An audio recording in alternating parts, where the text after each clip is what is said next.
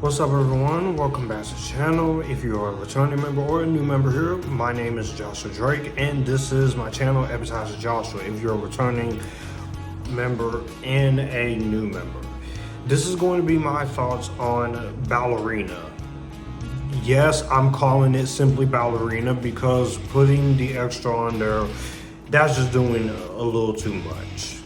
This is directed by Len Wiseman, written by Shay Hatten, and this stars Ana de Armas, Gabriel Byrne, Catalina Sandino Moreno, Norma Reedus, Ian McShane, Keanu Reeves, and Lance Reddick in this final film appearance.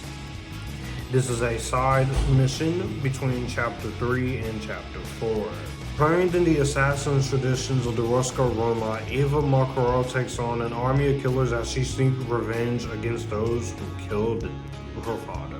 I am a fan of John Wick movies, and I really enjoyed a lot of them. To say that the first John Wick was unexpected and kicked off a franchise that we never really thought was gonna be all that, but it actually did and made it successful, and each movie has been consistently great for the next. They've gotten over the top, they got a little ridiculous, but that's the fun I enjoy when it comes to the John Wick movies. I really have fun when it comes to that franchise.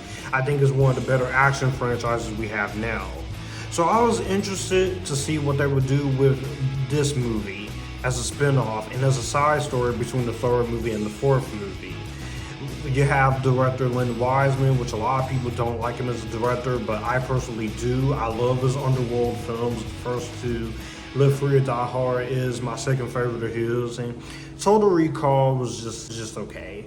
But what really had me interested was we were going to have Ana de Armas in this. But I did get a little concerned when I heard they were doing reshoots of this movie because they wanted to bring in more action side things, and then they added the subtitle, which I felt was going to hurt this movie a little bit. And this is what I will say here when it comes to it. Having seen Ballerina, I think this is a pretty awesome spinoff. Now, it's nowhere near as good as the first four movies, or strong of a story, I should say. But if you're coming to this expecting a lot of character development, a lot of story, you're not going to get that here.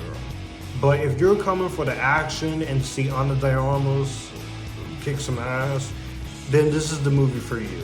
I think the first positive is, of course, Ana de Armas as Eva Macarro, Ballerina. Now, I like Ana de Armas as an actress here, and she's came a long way since Knock Knock, because when I first saw her in Knock Knock, I said to myself, is she really gonna be a good actress, or is she's gonna be just another girl who's just there for her visual eye candy? But having seen her progress since Blade Runner 2049 and Knives Out, and even things like The Gray Man was just okay, but disappointing, I have really been liking Ana de Armas as an actress. I think she is very good. I did not see Blonde because it just does not look like my type of movie, and it's just disgusting. But even in the movies I'm not the biggest fan of her in, or I haven't seen, she's always one of the things I can say will commit. And I will say she does a very good job as Eva Macarro here. She's not as fully fleshed out as John Wick is as a character in the first movie of this franchise, but I really enjoyed it here with her performance. Like, there are some layers to her. You do get on the side that she wants to get these people for what they did to her father, and you buy Ana de Armas as an action star. Now, I didn't think it was possible because I've only seen her in No Time to Die, and she was great in there, and I didn't see Ghosted because I heard it was a piece of shit. But I heard from some of my friends or some people think it's a guilty pleasure or something. But I thought that Ana de Armas did a very good job in this movie as Eve Macarro. She was badass, she was vulnerable, she takes the ass whippings, but she also gives the ass whippings back to the people.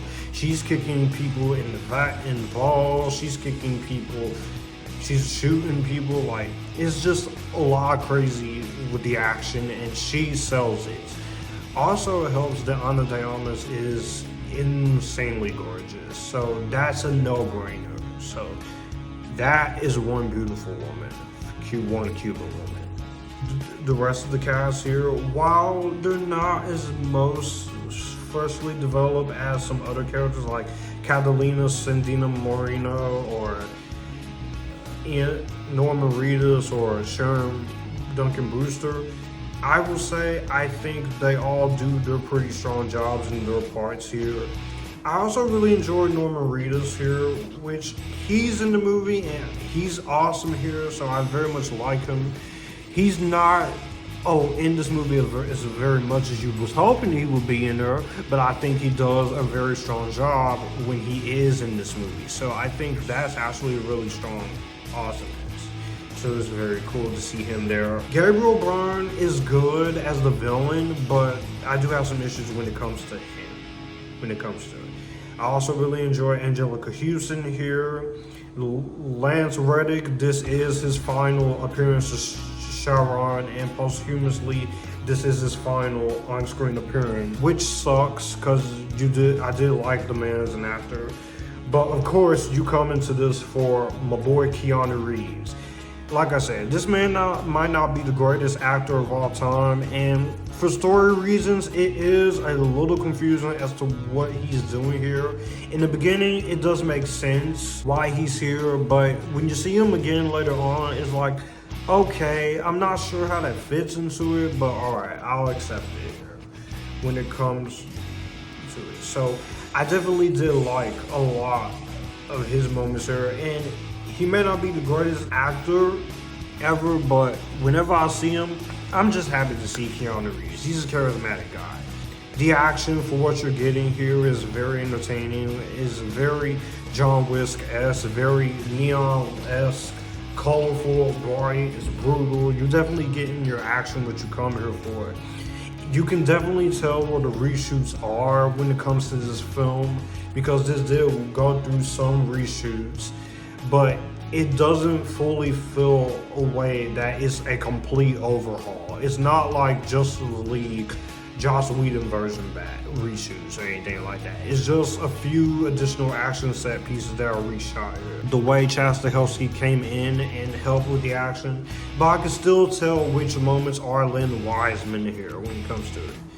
And as far as the story here, I definitely really did like it here. So I feel like while you definitely get the character motivation and you get the stuff that's going on with him, I did feel like we could have had a lot more to chew on in terms of the character of the story for Eve, and a little bit more stuff here and stuff there. I'm not sure if there will be an extended cut or such, but it definitely gets you straight in, straight out when it comes to the story. It's a good enough story and some good character development, even though you could do a lot more to make her differentiate. Cinematography, of course, is very neon lights, colorful-esque. These movies have a comic booky-esque style to it, so you're definitely getting what you are going for here. So that's one of the things I will say I did like seeing. So every single John Wick movie, the cinematography just keeps getting better and better. It keeps getting more awesome and it keeps getting more cooler. But the action is definitely where it's at. It's brutal, it's kick-ass. Editing standpoint, again, noticeable where you can tell which director is which, but I think the editing for 2 hours, 6 minutes, it goes by very fast. It's like when you're in, you're locked in. Even the slow moments, you're just locked in. Like that. Music, of course, I think is actually really good here. I love the score in this. You have your music here by Tyler Bass and Joel J. Richard, who has been doing the music for a lot of this franchise here. But I definitely really enjoyed the screenplay here, and I like the score when it comes to this film. So I definitely really quite like a lot of what they were able to do when it comes to the action scenes and technical aspects and the direction.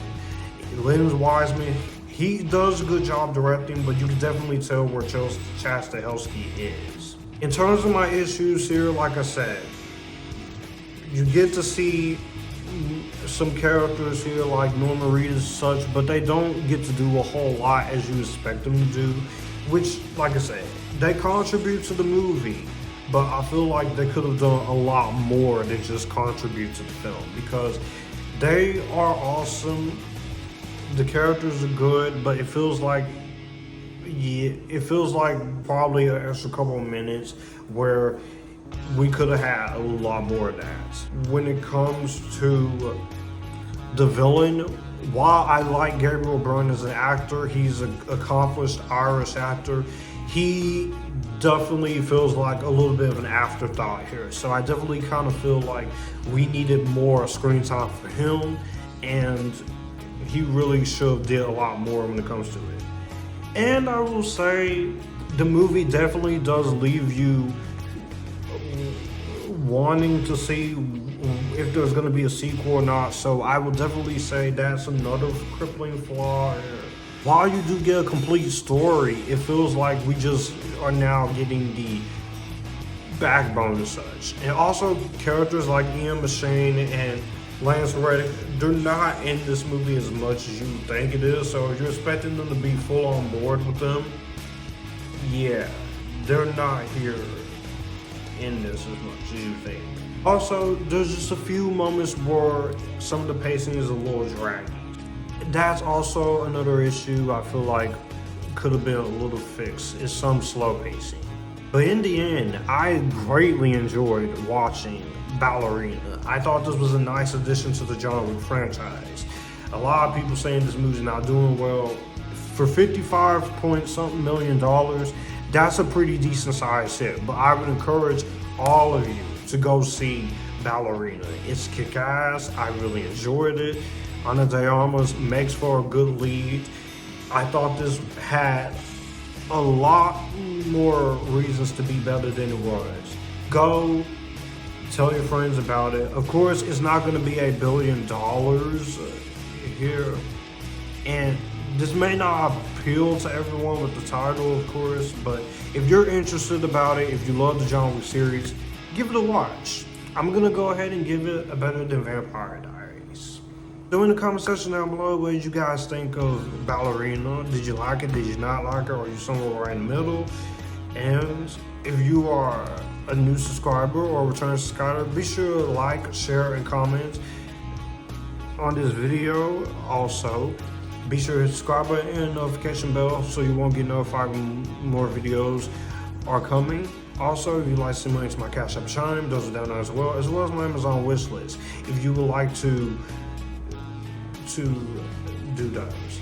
Also, if you are listening to this on Spotify or Apple Podcasts, on the Epictastic Live podcast, be sure to share it and give it a 5-star review. And with that being said, I'll see you guys in the next one.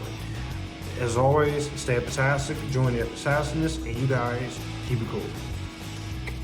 Well, that's going to do it for the video that you just watched. If you want to see more, my channel icon is up here. If you want to see more content from me, all my social medias are right here in this end card. I will also leave a playlist and a video here for you to see what the channel is about. As always, acknowledge me, stay Epictastic, join the Epictasticness, and you guys keep it cool.